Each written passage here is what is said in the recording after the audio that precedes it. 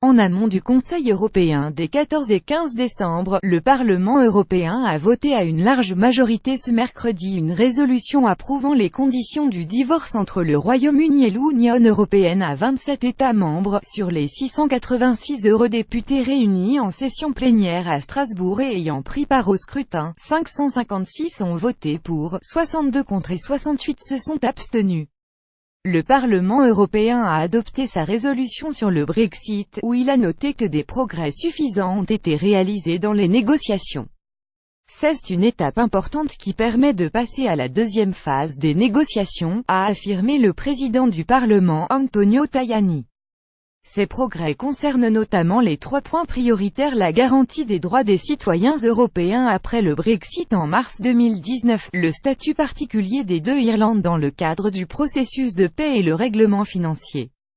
Le juin report, un document de 15 pages indique que les citoyens de l'Union européenne conserveront les mêmes droits, qui seront introduits dans le droit britannique, et que les membres d'une famille, parents, enfants déjà nés ou à naître, auront un droit au regroupement familial, aux prestations familiales et à l'assurance de leurs droits sociaux dans des conditions de procédure transparentes, rapides et peu onéreuses. L'Irlande en suspens pour les eurodéputés. Le fait que Londres ait assuré que l'Irlande aurait un traitement spécifique suffit à garantir l'application de l'accord du Vendredi saint de 1998 et le Common Travel Area CTA, zone commune de voyage. En fait, aucune solution technique n'a été trouvée, mais les parties s'en remettent à l'accord futur entre le Royaume-Uni et l'Europe pour assurer le moins de divergences possible entre la République d'Irlande et l'Irlande du Nord. Le Parlement européen lui-même indique qu'il réservera sa réponse lorsque l'accord final de retrait lui sera présenté. Le plus intéressant est le cadre des relations futures et les implications de la période de transition, que les Britanniques réclament à partir de mars 2019, date effective du Brexit, et pour une période de 2 ans. Le Parlement européen énumère 8 principes.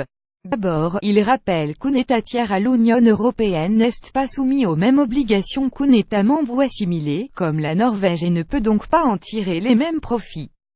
Pas d'Europe à la carte. Il rappelle également qu'un État tiers ne peut piocher parmi les 4 libertés fondamentales: circulation des biens, des personnes, des services et des capitaux à sa guise, car elles forment un tout indivisible qui interdit toute approche différenciée secteur par secteur.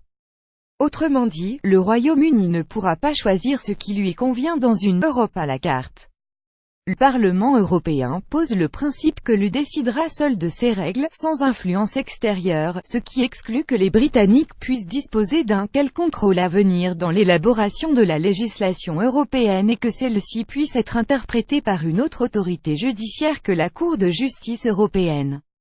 Les 8 principes du Parlement européen. Enfin, les députés européens ne conçoivent les relations futures avec le Royaume-Uni que si celui-ci adhère aux règles européennes en matière de lutte contre l'évasion fiscale, le réchauffement climatique, de protection des données personnelles, de protection des consommateurs, de protection des droits sociaux des travailleurs, excluant donc tout dumping social.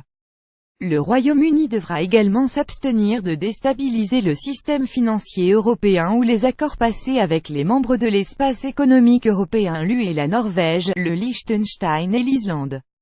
Enfin, le Parlement européen attend de l'accord sur les relations futures qu'il soit équilibré en termes de droits et d'obligations, y compris en matière de contributions financières. En somme, si le Royaume-Uni entend continuer à bénéficier de programmes européens, sa contribution ne pourra pas être moindre qu'un État membre.